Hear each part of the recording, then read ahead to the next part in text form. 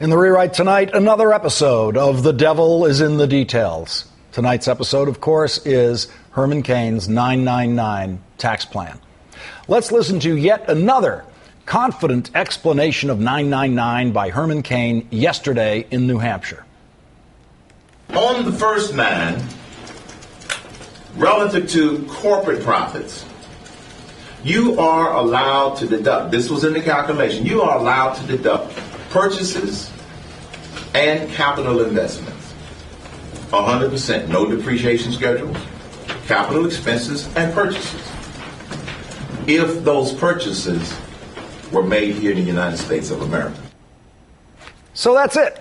Businesses are allowed to deduct only purchases and capital investments, which are, of course, really just big purchases. So purchases and big purchases.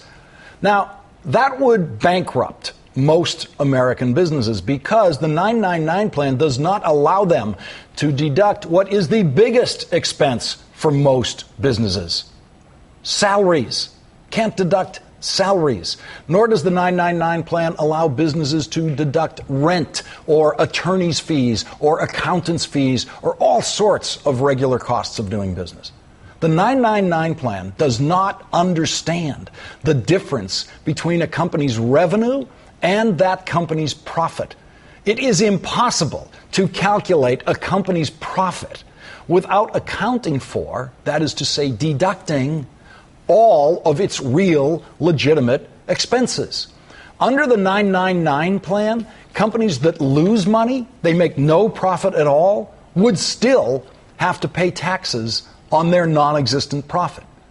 Cain's version of the 9% tax on businesses would actually be a huge tax increase on most businesses. It would, in fact, be a business-killing tax. It would put some companies out of business, which means it would be a jobs-killing tax. In 1819, Chief Justice John Marshall famously wrote in a Supreme Court decision, "The power to tax involves the power to destroy." Herman Cain shows you exactly how to do that with his ill-conceived 9% corporate tax that does not allow corporations to include reasonable and normal business expenses. I'm not talking about their wild, complicated tax loopholes. I'm talking about all normal, reasonable business expenses. They're not allowed to be deducted under the 999 plan. Now, if a Democrat had proposed this, Fox News would be screaming about a crazed anti-business socialist who was going to destroy American businesses and the American economy. Now let's restart that tape and listen to the rest of what Herman Cain had to say. On the first nine, relative to corporate profits, you are allowed to deduct, this was in the calculation, you are allowed to deduct purchases and capital investments. 100%, no depreciation schedules, capital expenses, and purchases. If those purchases were made here in the United States of America. If you purchase components from a country outside of the United States, you can't deduct them. What does that do, folks?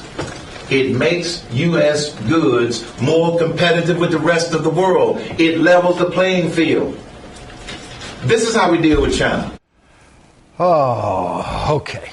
First of all, that doesn't level the playing field. That tilts the playing field in favor of American products over foreign products. Now, I know it's asking way too much of the Herman Cain campaign or most of the campaign press to know that that would be in violation of the international trade rules enforced by the World Trade Organization. Those rules are supported by the United States because without them, we would risk being unable to sell our products anywhere in the world. What Herman Cain wants to do is put a tax on Chinese goods or any foreign goods that any American corporation purchases. He's not calling it a tariff, but that is what it is, and it violates every trade agreement we have in American law now, including the 3 that Congress finally passed last night.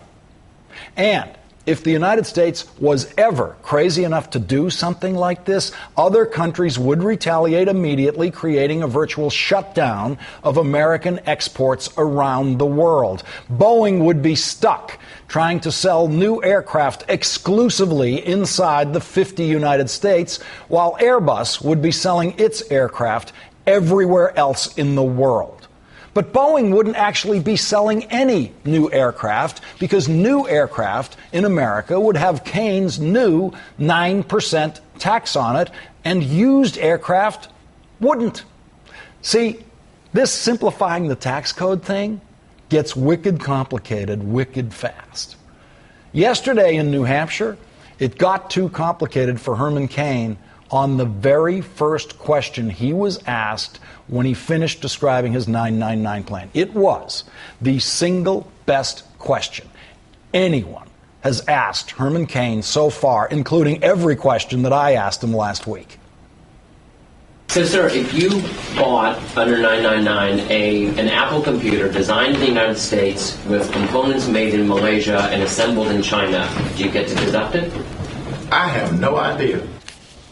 The man with the plan has no idea whether an American corporation would be able to deduct the purchase of its computers, any computer, because there are no computers made in the United States with only American components. None. Doesn't exist. That product does not exist. There is no American car made in the United States with only American-made components.